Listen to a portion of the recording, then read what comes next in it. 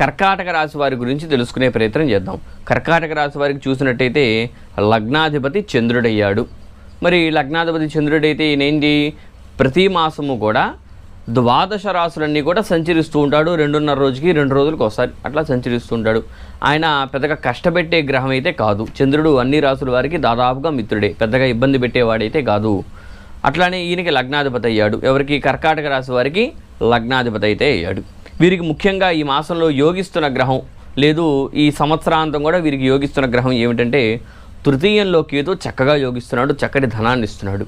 దానికి తగ్గట్టుగానే లాభంలోకి గురువు వచ్చాడు. రేపు 1వ తారీఖు నుంచి, మే 1 నుంచి లాభంలోకి గురువు వచ్చి ఇంకా ధనాన్ని ఇస్తున్నాడు. వ్యాపారస్తులకి ఇంకా చక్కటి వ్యాపారాన్ని ఇస్తున్నాడు. అట్లానే ఉద్యోగస్తులకి ప్రమోషన్ రావడం కానీ లేదు జీతం పెరగడం కానీ జరిగే ఆస్కారం అయితే ఈ సంవత్సరాంతం కూడా ఉందన్నమాట. అట్లానే